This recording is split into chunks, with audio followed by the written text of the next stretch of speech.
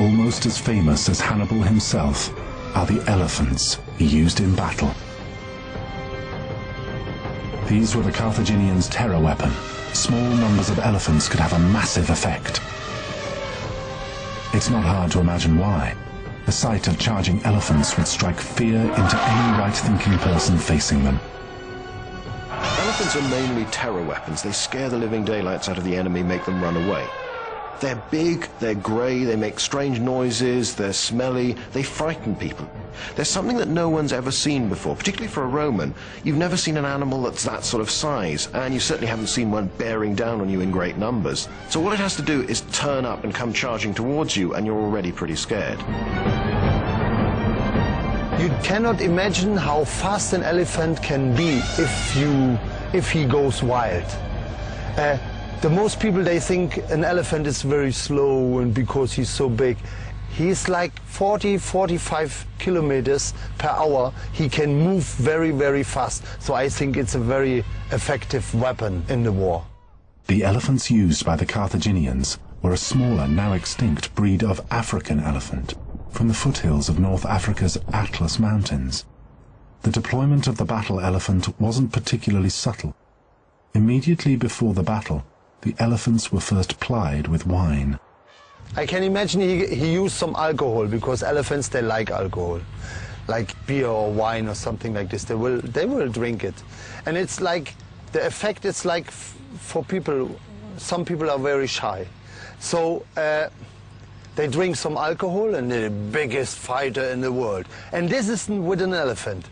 You can turn the character with alcohol. The elephants would then be prodded in their ankles. In their inebriated state, this would have made them as mad as hell. Then it was simply a matter of pointing them at the enemy and charging, and hanging on. The elephant is very big and very large, and it's just going to trample its way through any formation. So they're very formidable. They can break up particularly dense bodies of troops, and cavalry they're just frightened by terrifying the horses. Hardly a weapon of surgical precision, the idea was that they would batter the enemy, breaking their lines. When an elephant attacks people, he will use his whole body. So, first of all, they will roll the trunk in. They get down with the head, and they attack with the trunk and hit very hard. If they have tusk and use the tusk, you will maybe already be dead by a hit from a tusk.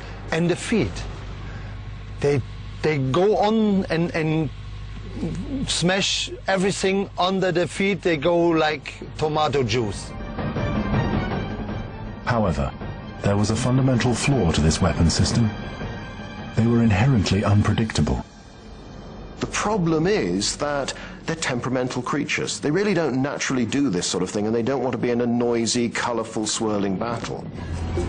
By and large, if you have a 5-ton fighting machine, it is better if it isn't temperamental, drunk, and knows who its enemies are. Since running amok is something an elephant can also do very well. He don't know the difference between Roman people and Carthaginians.